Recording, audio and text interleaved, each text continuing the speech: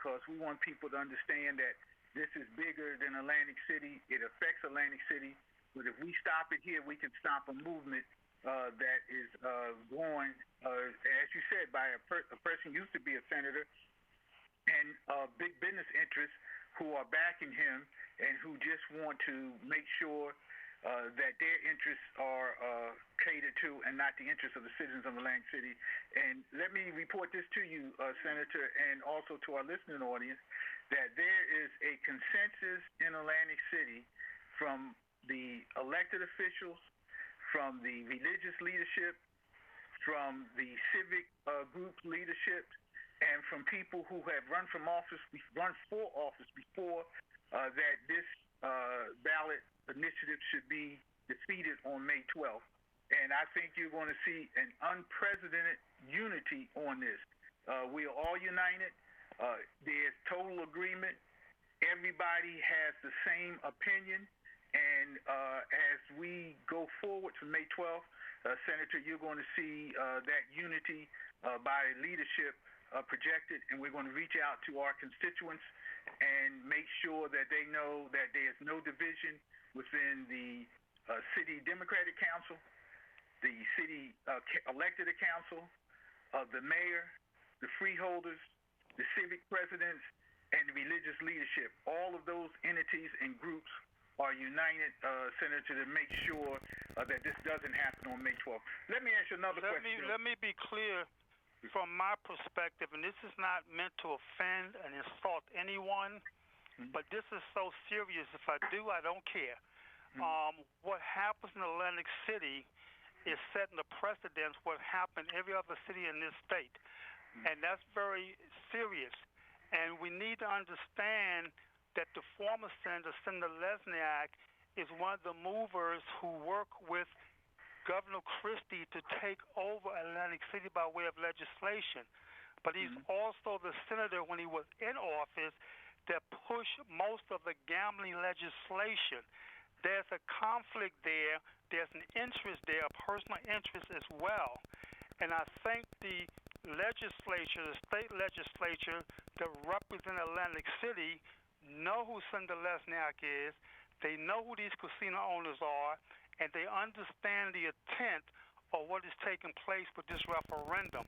And I would hope that they, too, will stand by the side of the clergy in Atlantic City, the civil rights leaders in Atlantic City, the council members in Atlantic City, the mayor in Atlantic City, but most importantly, the taxpayers and voters who have no voice but through the vote in May and through us in the legislature.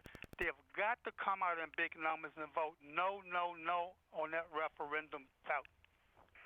Thank you. Senator Rice, let me ask you this question, and we're going to make sure that our state representatives have a way to join us and a way to clearly come out in force and come out and say that they are against this. Does the rest of the state Black Legislative Caucus share your concern about this change of government attempt in Atlantic City? Just as we did in the past, the state and opposed the state taking over the cities of Newark, Patterson, Jersey City school districts, and Canton School District. My members stood by the side of the Atlantic City residents and voters in opposition to the state takeover when they took over Atlantic City government, which Governor Murphy inherited. And they took it over once again when Governor Christie was there pushing for the takeover, pushed the legislation through with the support and help of the former Senator Ray Lesniak, who's still trying to take it over with the casino owners, etc. And so we believe, as a caucus, that voters should not be disenfranchised. We believe that the taxpayers paying residents and voters should elect their leaders and maintain control of their city and their government, not the casino owners and executives, not the big business owners, not a selected few wealthy lawyers who stand to profit and continue to acquire their wealth at the expense of taxpayers, and not political bosses who want to control the elected officials holding office. That's our position. Senator, I appreciate that, and I just want to remind people that when the takeover was imminent and we were fighting against it, you led a group of your fellow legislators, and you stayed all day at Second Baptist to hearings and community meetings that we had. And Lieutenant Sheila Oliver, Lieutenant Governor, who was in the Assembly then, she was also one of the ones who was here. And I just wanted to remind people, so when people start talking about people who speak up, that your voice has been consistent and your presence has been consistent in Atlantic City, and we appreciate that. Let me ask you further question, Senator. If you were a Atlantic City resident coming up on the May 12th election, what would you be doing in the next, I believe it's 48 days before the election is to come? I will be talking to everybody I can talk to.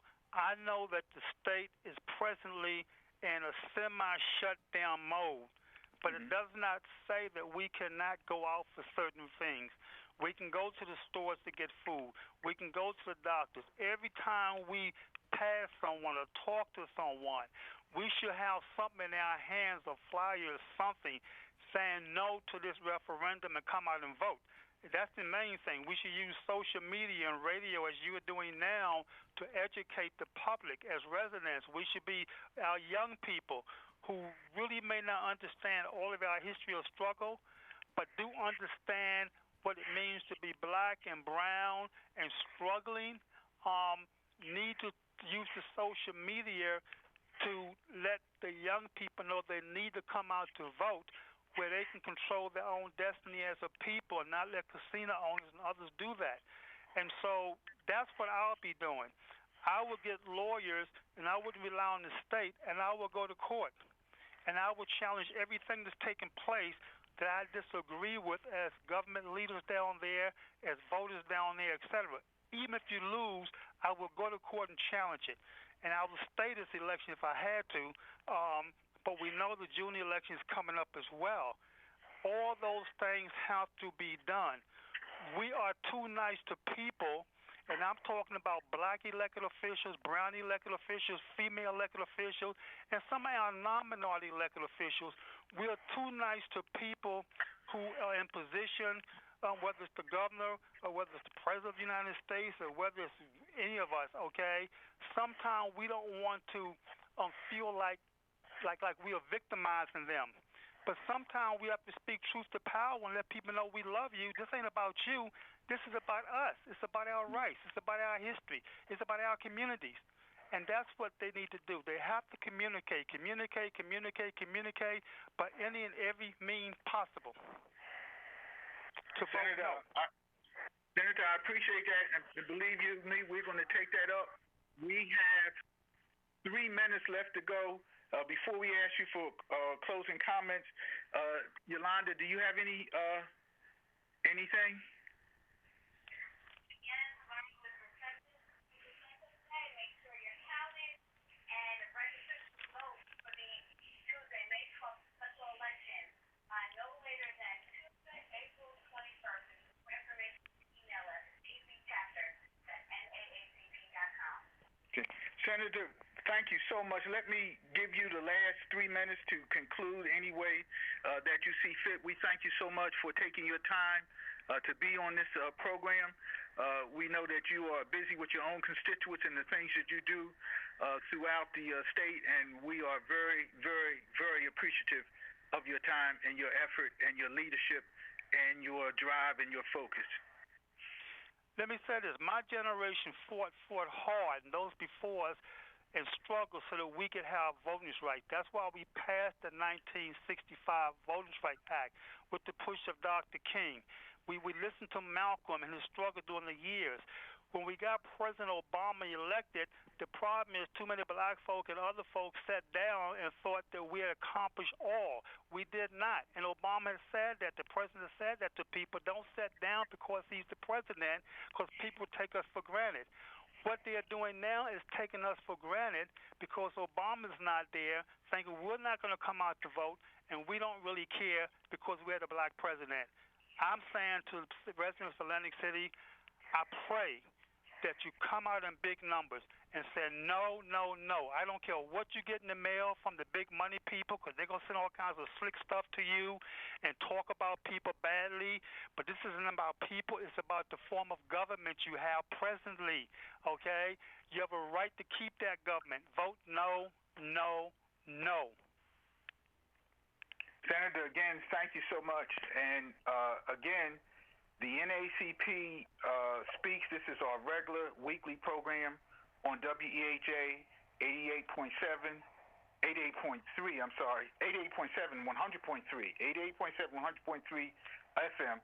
And we thank you, Senator, for being our very, very special guest. The NAACP does not endorse candidates, but we do support issues.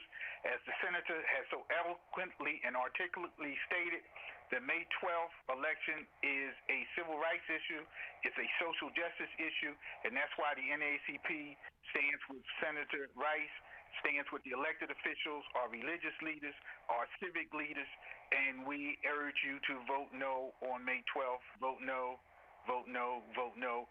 We thank you for listening, and we encourage you to tune in again next Tuesday to the NAACP Speaks, presented by your Atlantic City Branch NAACP, and with the partnership and cooperation of Brother William Hawks and WEHA Radio. Thank you again for listening, and we will hear from you. We will be back to you next week. Thank you.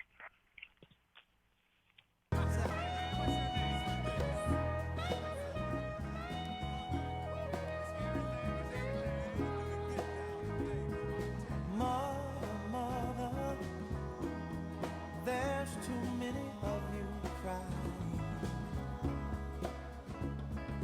Brother, brother, brother, there's far too many of you dying.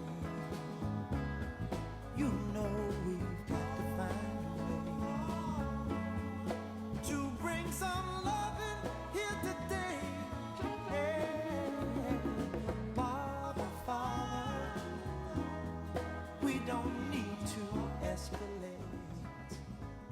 You see, war is not the answer. Tuned in to Side Pieces. Good evening, South Jersey. You're listening to Side Pieces on WEHA. We have Gospel with Susan Korngut and Pastor Willie Dwayne Francois, who is running late, but he assures me he'll be here. We will see, and there will be a punishment. But anyway, and if he was hanging out with Diana Ross, I'm going to be so jealous. But hope you guys are social distancing and making the most out of this quarantine. I am so excited here today that we have on the line mayoral candidate, and if I may be so bold, the next mayor of Pleasantville, Judy Ward, is calling in. Judy, can you hear me?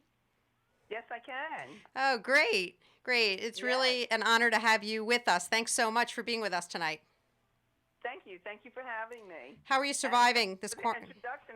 Thank you for the introduction. I like the title. Well, get used to it. How are you doing with the social distancing and the quarantine? Are you home for the most part? I didn't mean the second. Yeah. Yes, I am. I am home.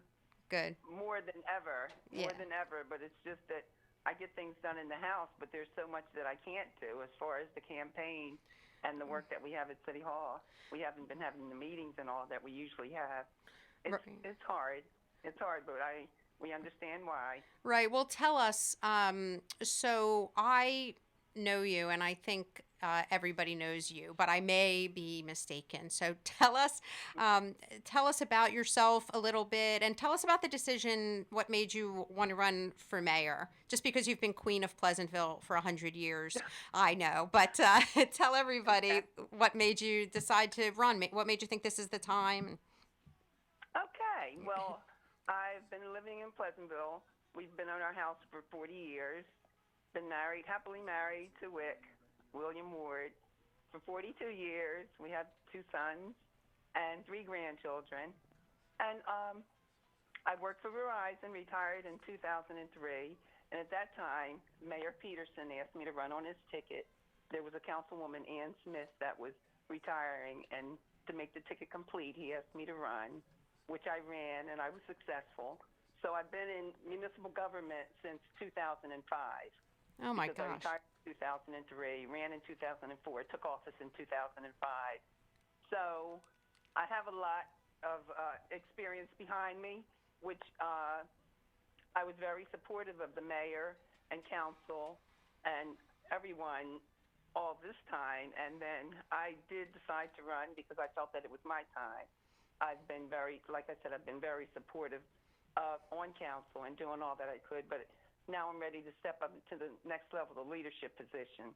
You have been incredibly supportive and also patient, and no one deserves this more. But you're also far too modest, in my opinion. I was at your kickoff, your announcement, and it was just really beautiful to see you there with your whole family. And when you started talking about all of your experience, I'm thinking, how can this be? Because she looks like she's 30. 31. But you said one thing that I just want. If no one ever knows anything else about me, I do want them to know they're with my family. My family is they're my Aw. backbone. Aw. And Reverend Martin was there. He did the prayer. But my family is above everything, above anything, and beyond. My family is that is my support system. And it was so And which is just beautiful. great. Oh, it was so beautiful to see your husband and your kids just being so supportive. Also, at your subsequent fundraiser that you had, and I know there'll be plenty more.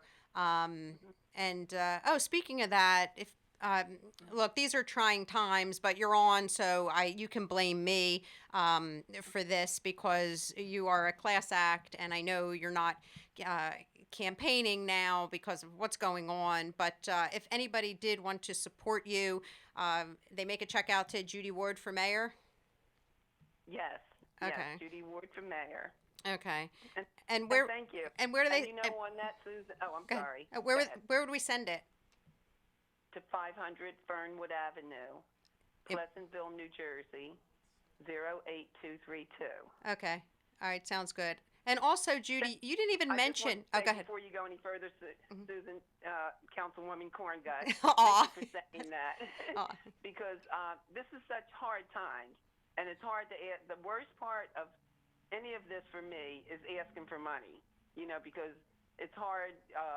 It's hard asking because I know it's hard times and it's hard giving. There's so many people that want to give and can't, and I don't want anyone feeling bad or think duck when they see me coming because they think I'm going to be asking for money. So this is the hardest part of it. Yeah, and when Ernie Corsi hosted the fundraiser for me, that was just like the best thing that could have happened for me. It was, it was successful. People came out and supported, and I'm really appreciative of that. Oh, good. Well, we know there'll be plenty more, like we said. But one thing, like I said, you're so modest. I don't even think you mentioned that you've been council president for 300 years.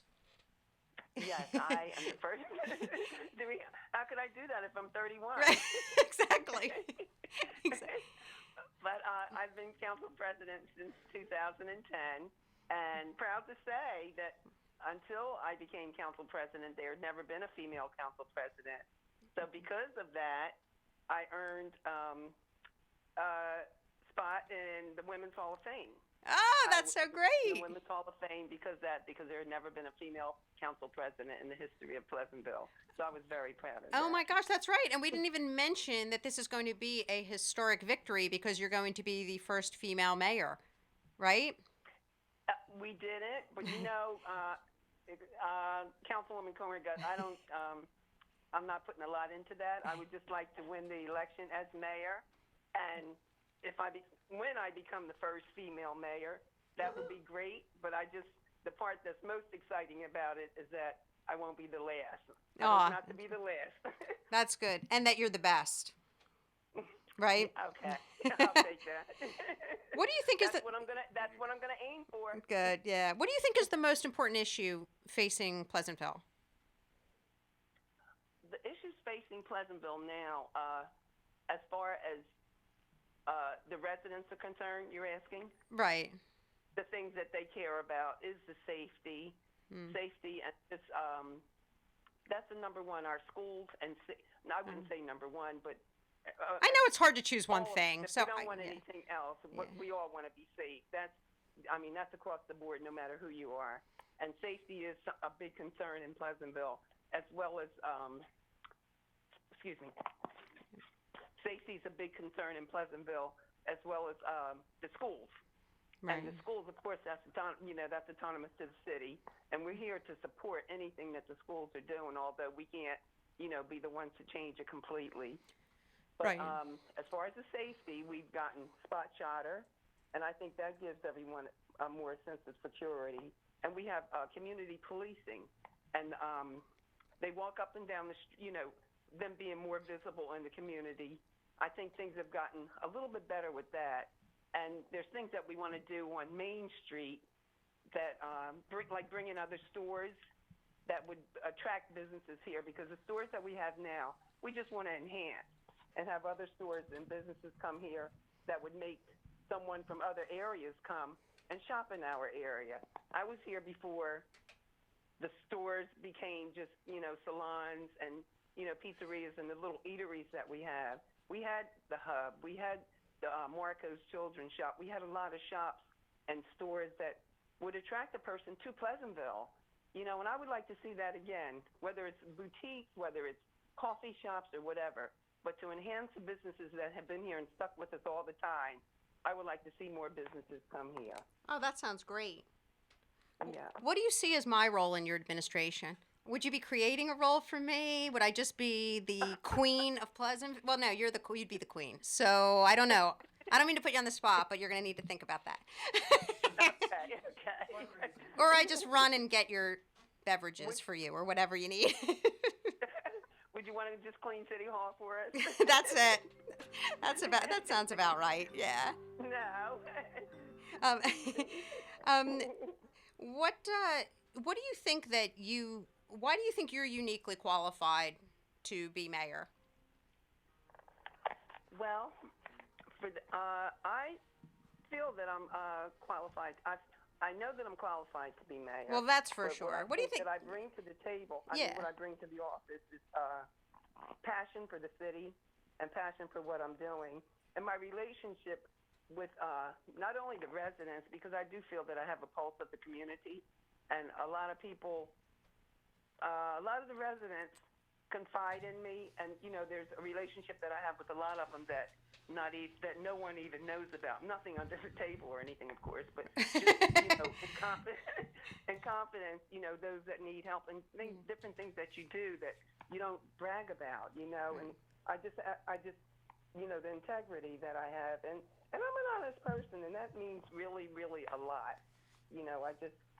It does. Relationship that I have with the state, for instance, and I talk about it all the time, from Black Horse Pike to Ridgewood Avenue on both sides of the street. The sidewalks are there because of me, because Mayor Tweedle and I went to Trenton for a workshop.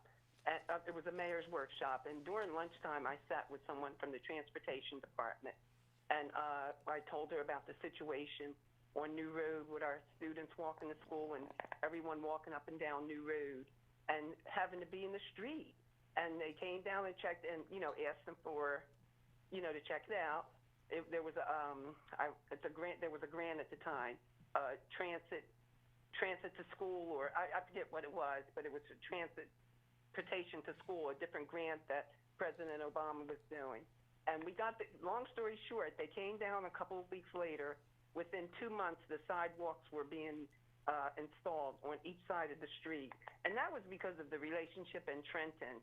And, things like that are so important. So I would like to be able, at the leadership level, be able to reach out. You can't always get it done, but at least you can, you may try and make the connection. Sometimes you'll be able to do it, sometimes not. But the relationship with the state, the relationship with the county, and that makes a big difference. Yeah, speaking of your relationships, that brings up a good question. If it were legal, which member who currently sits on Pleasantville City Council would you like to punch in the throat? Oh, God. I'm not a violent person.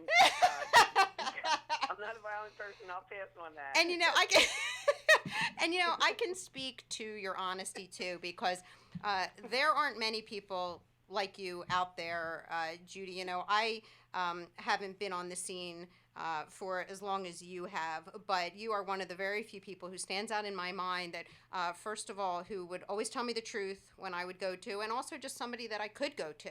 So I love that you say, and I've stolen it from you, that you're not always going to like what I tell you, but I'm going to tell you the truth. And by the way, Pastor Francois is here, and Oh, I know. hi, Reverend. Hey, how you doing?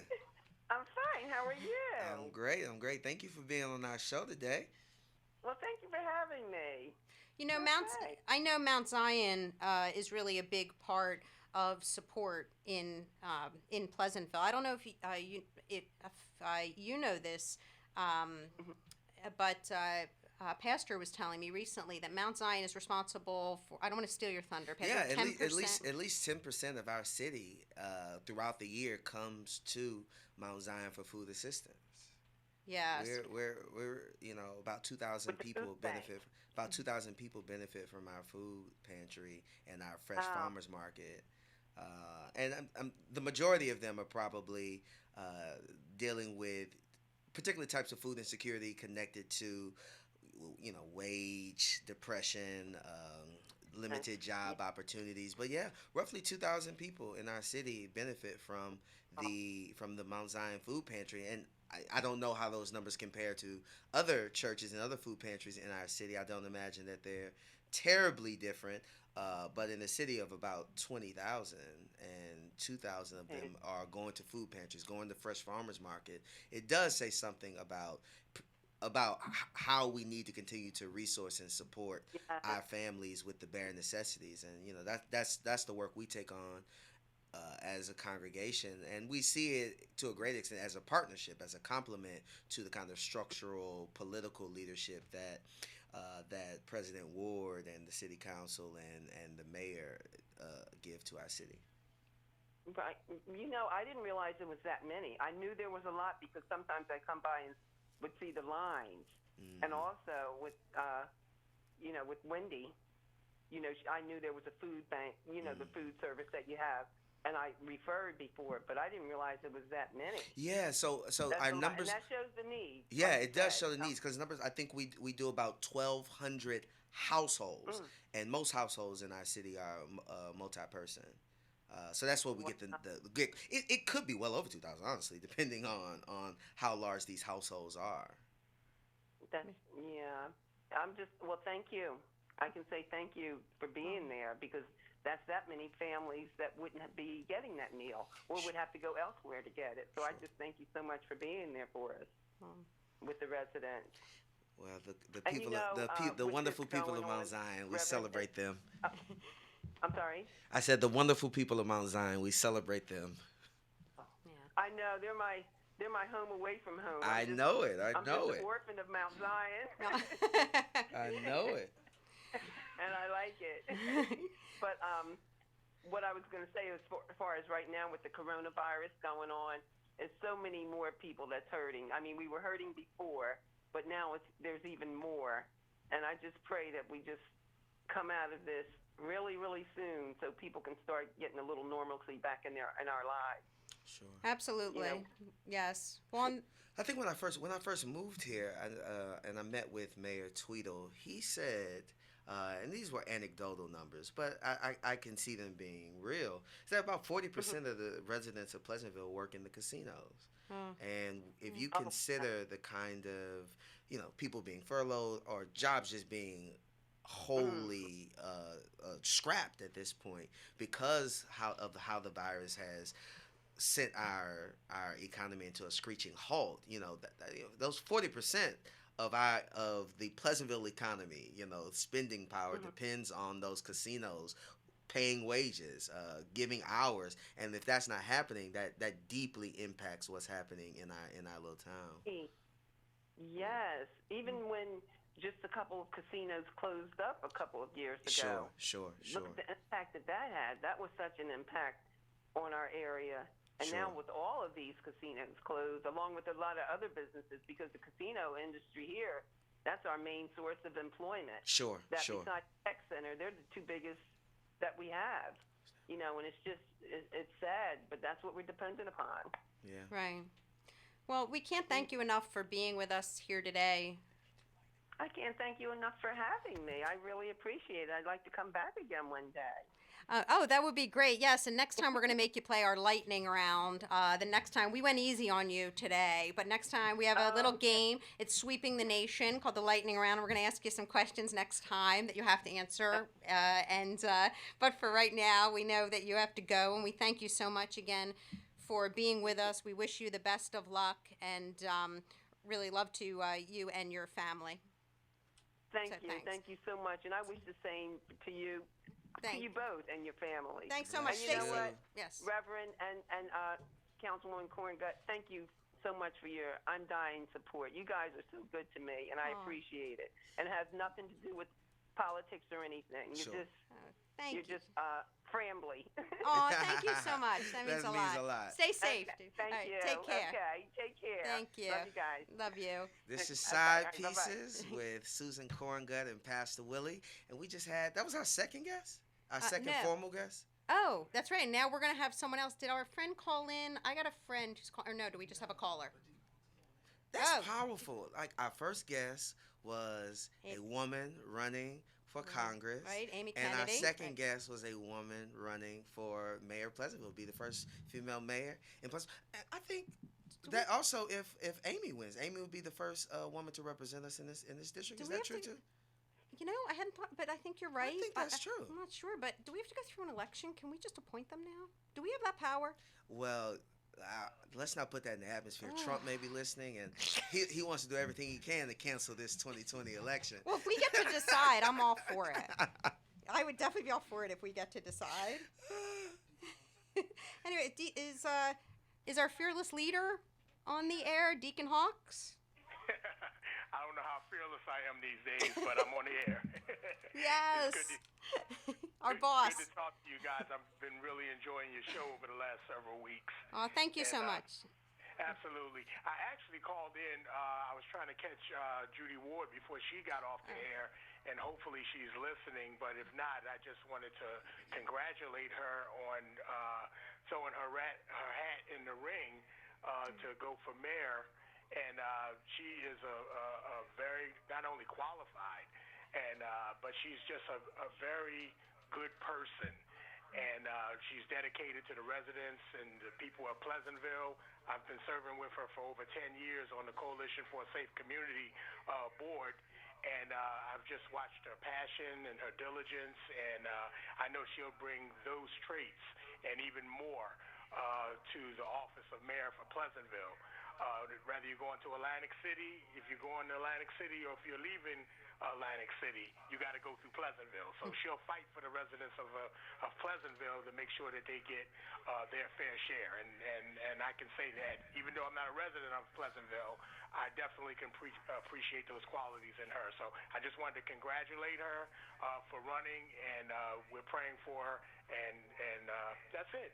Oh, that's beautiful. That's great, Deke. Well, you may not be a resident of Pleasantville, but because of this ministry of WEHA, you serve the people of Pleasantville, and so your impact is felt in our town, man. So we appreciate you. Well, you know, it's funny because that's what WEHA is all about. We recognize early on over these 11 years that we've been on the air that we have a platform that everyone doesn't necessarily have. And with that, we have a self-imposed, my wife and myself, we've self-imposed a responsibility on ourselves to avail ourselves to as many people, particularly the disenfranchised, those that are disenchanted with the system, and a lot of times they don't really get the proper representation or the right voice from the people that serve in their community and in their backyard and in their neighborhood. So when people like you that represent so many people of Pleasantville and people in Atlantic City and the surrounding areas, when they're able to get their voice over the radio and hear from another perspective, it's so gratifying to me, and I can just sit back as a listener and say, thank God for that, and I appreciate that. And so I appreciate you guys. Thank you so much. And again, thank you for this opportunity. Thank you for the platform. And thank you for your wonderful engagement gift that you gave Pastor and me a year on the air for as long as we so want.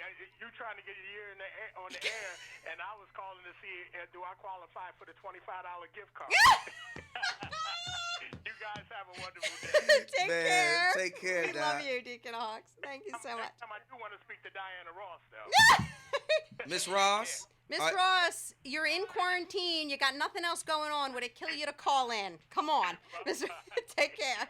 Miss Ross is probably still hungover from her 76th birthday celebration, which she was celebrating, no doubt, with less than 10 people. Although that wouldn't even qualify as a family get-together with her, between the kids. She's got 5 kids, and then you got the grandkids.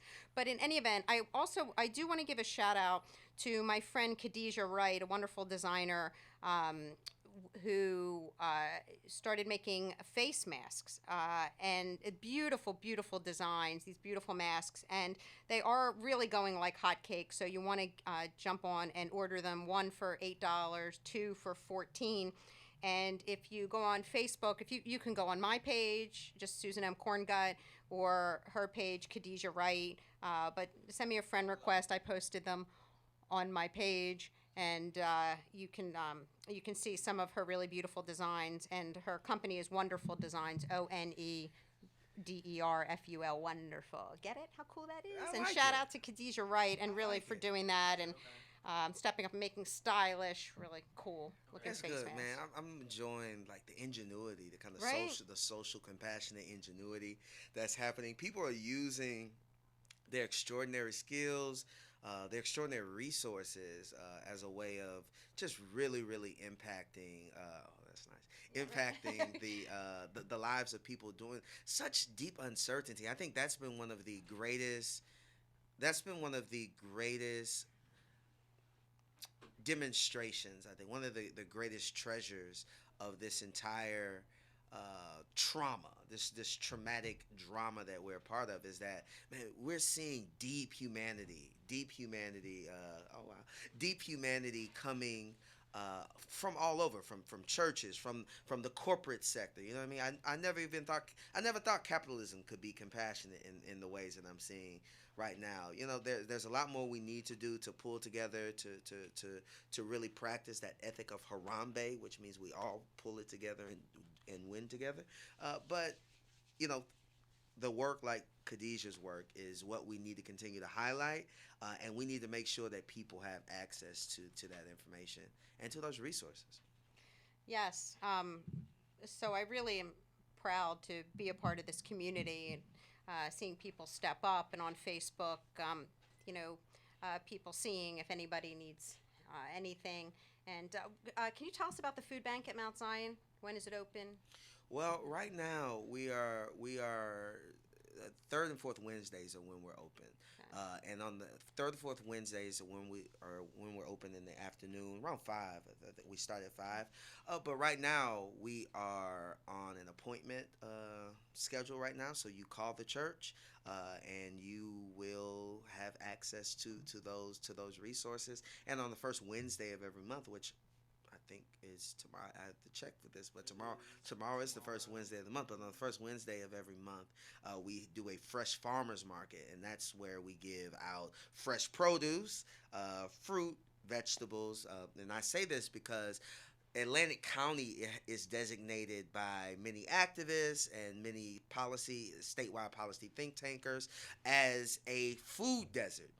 Which means it's a place where you don't have access to fresh, nutritious food. But I don't call it a food desert, because deserts are natural phenomena. I call this food apartheid, where you have systems and policies that limit food from coming into a place. Like the reason why people don't have access to food in this area is not because of something natural. It's because of something strategically designed, connected to wages, connected to how we're the garden state.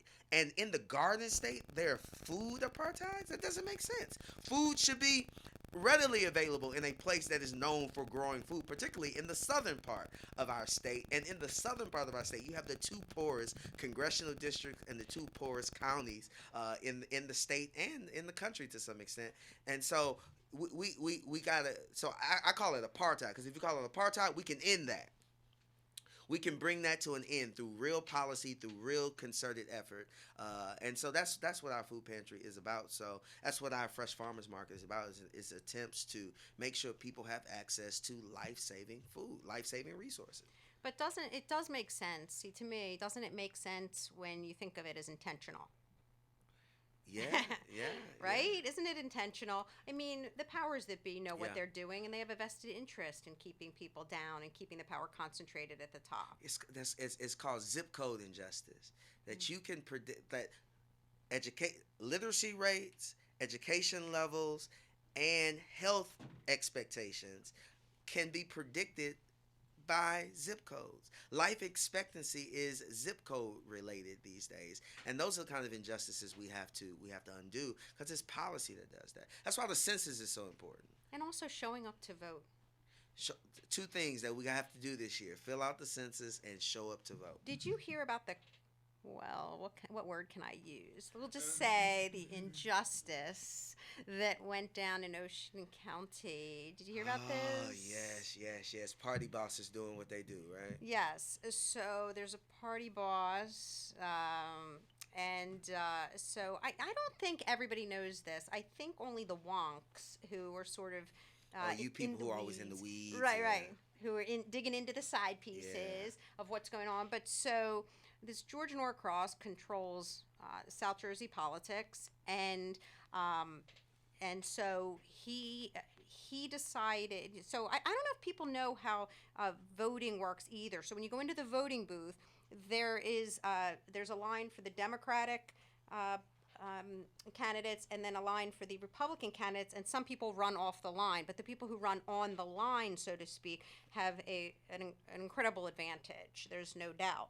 So the numerous counties got together, and the county chairs just said, we are giving this person the line without holding a vote, and county committee members hold a vote. So Atlanta County is the only one that held a vote, and they voted to have Amy Kennedy on the line. So Right. that was a free election, and it was a pretty solid thumping that Amy Kennedy beat out Bridget Harrison for the line. It was exactly, pretty yeah. astounding. So that's the only one that had a free vote. The others gave it to Bridget Harrison,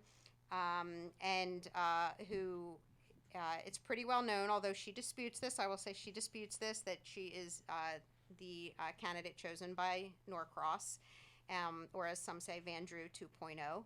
And so now in Atlantic City, in Ocean County, I'm sorry, they were, the word is that Amy was poised to win that election, and instead the county chair said, we're giving no one the line. Yeah. So he kind of wimped out and said, we're not going to give anybody the line, but he gave the line, or people voted on the other races. So it was a clear sort of fear of not going against Norcross, but at the same time not having a fair election and just letting the chips fall where they may. And it's a shame, because you like to think that the Democratic Party is better than that, but at the end of the day, two wings of the same bird. Yeah, I mean, it's the same party, just two different sides of the same party to a great extent. Both parties have serious issues around race. Both parties have serious issues around how to protect those who are most vulnerable economically, and they have serious issues around women. I mean, we see that in our national politics, and particularly our party. I'm a registered Democrat, but in our party has significant race and gender issues. Oh, that let's we've talk not about white reconciled. privilege. Let's just talk about white privilege. Here's my white privilege of the day. You ready? Of the Okay. moment. White privilege of the day is when a governor of New York has a few great press conferences on the virus, Uh-huh. and plastered all over social media is how he should really run for president, or he should be a vice presidential candidate, when all of the women, all of the people of color, male and female, have have been fighting like crazy for the nomination, but now we're just going to forget about them and let's just give it to this guy Cuomo, who's had a few good press conferences. Is that not a slap in the face? There's no way they'd be saying that if he was an African American woman. I don't think they'd be saying it if he was a woman. No way. I can't imagine they would be saying it, but I do commend Governor Cuomo for his handling. That's not what this is about. I commend him for his handling Yeah. of the virus, of the outbreak. I do too. Yes. But I also know that Governor Cuomo is part of the reason why the system needed to be fixed. The way he funded healthcare in his state is a way that has created part of this crisis, the shortages that we are experiencing now, the lack of resources for these frontline soldiers that we call healthcare professionals. I mean, the way he has been funding them for these many years has been a part of the problem. And if you go back 3 months, I think I read this in The Nation a couple of weeks ago, last week. If you go back just 3 months, the way he talked about healthcare in his state is not the way he's talking about it now. He has been converted to this side because of a crisis, not because they're his genuine beliefs. But I do celebrate evolution, and I'm glad he is where he is now. I think that what he's doing is saving lives. I don't know that he should be our president. I'll be very clear. I am not in the habit of voting for any more old white men. I'm just not in the habit of doing that right now. But if he, but I do understand. There's still an emptiness in the Democratic Party that we don't feel like we found someone that we want. We're still searching, and part of that searching is connected to sexism, and is connected to our racism as a party. And we're looking for someone who looks like Trump, sounds like Trump, has the kind of vibrato that he does. And Governor Cuomo is a strong personality. I think he's significantly more ethical than the President of the United States, but he's a strong personality. He comes from a strong American family. You know what I mean? By the way, I wish I could think of his brother is famous. He and his brother are superstars. Right? There's something about the Democratic Party. There's something about the Democratic Party that's still longing for the answer to Trump that we don't think we see in Bernie or Biden. Yeah. But we are convinced it's a white man. Absolutely, people are convinced of that. But two things. Wait. And so that's why I wouldn't call that white privilege. I would call that whiteness. Because black people believe the same thing. And and it's not white privilege that we believe it, but it's this.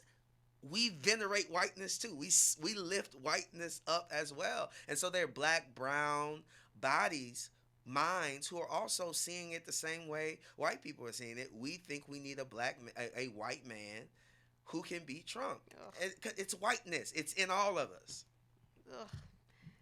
Okay, a couple things. First of all, the fact, I wish I could think of an analogy, but my head's sort of exploding. When you say that as someone is more ethical than 45, I mean, I'm trying to think of the proper analogy.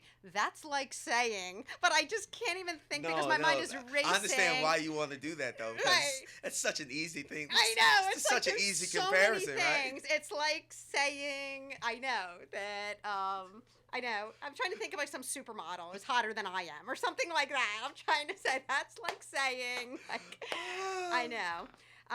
And also you said something else, but I swear, no one is going to get this kind of information that Pastor Willie Dwayne Francois gives us on Side Pieces right here on WEHA, Christ Center, community focused, listener supported. We have gospel, 88.7 and 100.3 FM. You are really incredible, and I'm going to tell you this right now. You're the incredible one. I would say yes to your proposal all over again. You're the incredible one. We forgot to ask our guest if her gift is in the mail, her engagement gift.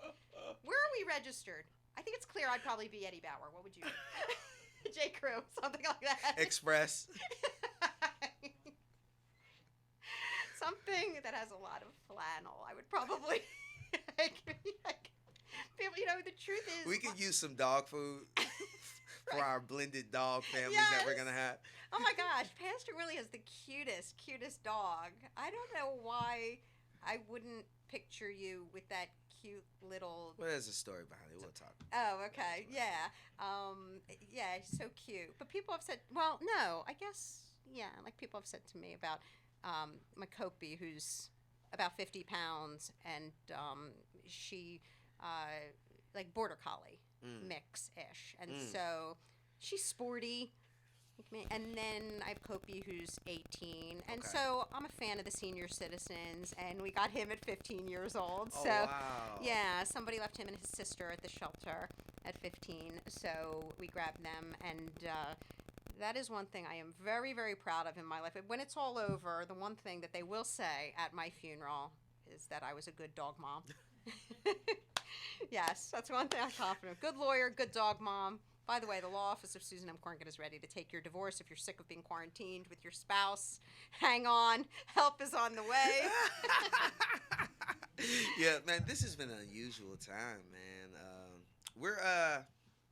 I'm actually doing this series of web videos that I'm gonna start releasing next week, and Susan doesn't know it yet, but she and I will have a little sit down on camera interview. Talking about something. Actually, I'll let her interview me. I'm going to interview everybody else, but I'm going to let you interview me for that experience, and that should be fun. But one of the So in love with you. Go so ahead. one of the things we're doing is I have a licensed family therapist that I'm going to sit down with for about 15 minutes just to talk about how can we get along with these people in our houses, because we're not used to being around them 24 hours a day. I don't want to be a part of that. Why would that hurt? That's bad for my business. No, you're not going to be on that episode. That's like one of the first episodes. You Don't can come hurt in a me. few episodes I'm later. not plugging that episode. That's not good for me. And we're going to talk about how can I talk to my kids who are getting on my nerves? How can I talk to my partner who's getting on my nerves? And so get some communication advice from her. Get some, just dig into some resources on how we can live in this house together for the next month. And so we're going to do things like that. There'll be an episode about cooking, episode about healthy great. eating. There'll be an episode about the census. We'll have how to fill that up, help fill it out from your home. We'll have, I think we'll have an episode about music and how you can have music in the middle of quarantine that can really help you. So those are some things that we'll be rolling out in the next couple of weeks. That sounds really amazing. It sounds incredible. Yeah. No joke. I have nothing.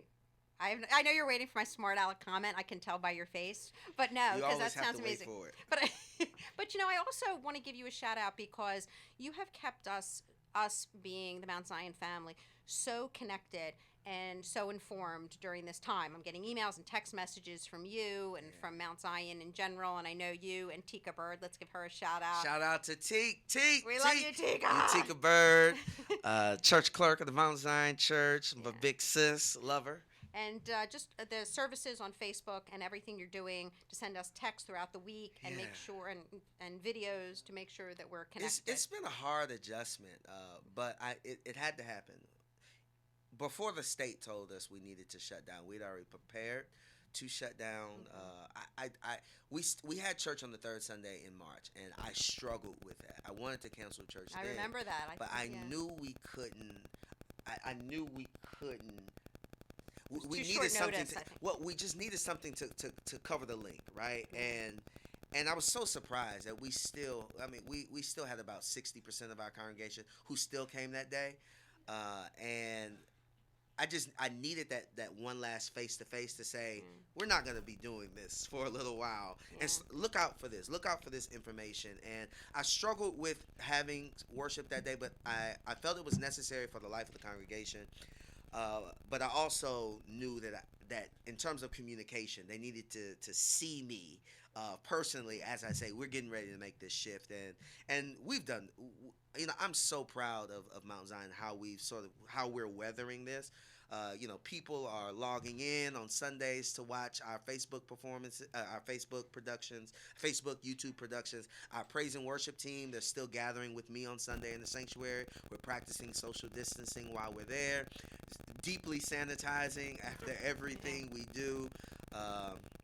So I mean, shout out to the team because it's still a risk for them to come out of their house for anything. This the way it is for us, even to be here at the radio station. It's a risk to be outside the house. But just trying to keep this connection going, making sure we're emailing all of our members, make sure we're calling all of our members. So we've been emailing, we've been texting, but we've also been hitting people just on the phone, just not phone tree, but just old school divide. We're going to be dividing our list up over and over again, and just try to have communication, just at least one call, one touch with you all as much as we can. But becoming a virtual pastor is nothing I ever thought I would be or do. Like, I'm in front of cameras so much now, having to record these wonderful videos I'm sending to you guys throughout the week. I'm asking for money more than I really want to ask for money. But, I believe in the work that Mount Zion does, and I just got to make the adjustments so that we can keep this thing going, But that brings me to a good point. Like we were discussing with Council President Ward, you talk about the Mount Zion family. You don't love everybody. If you could punch one member of the church in the throat, get away with it, who would it be? Give us initials. It's fine. Just give us initials. What about that guy Mike I sit with? He could probably No, use a not little- at all. Not at all. I hope he's listening. I love you, Mike. Probably WDF3. I punch myself. If I could punch any member of the Mount Zion family, it would be me. No, come on. It's hard to sit here and not even hug you. These are tough times. Plus, I'm Italian. So, I mean, we are huggers. And I didn't go to that last church service for that reason, because it was already kind of scary. Sure.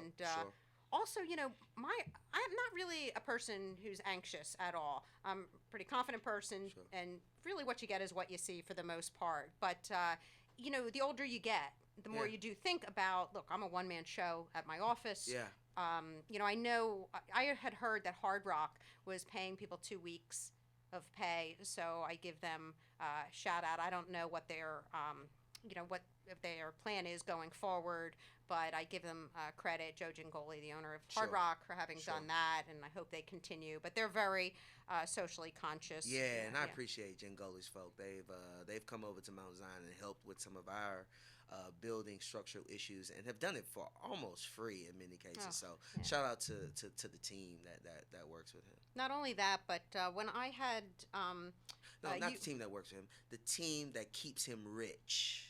Because he's a rich person that depends on great workers, and he has great workers who are keeping him rich. There you go. But at the same time, it does say something about him, because there are plenty of people in that position who don't care at all. And so, and when we had Sarah Collins Rudolph here, the fifth little girl who survived the church bombing in 1963 that killed her sister Addie Mae Collins and 3 friends, when she came here to speak last May, you know that Hard Rock stepped up and gave her and her husband a free room. So I'll always appreciate that. I'll always send my friends there.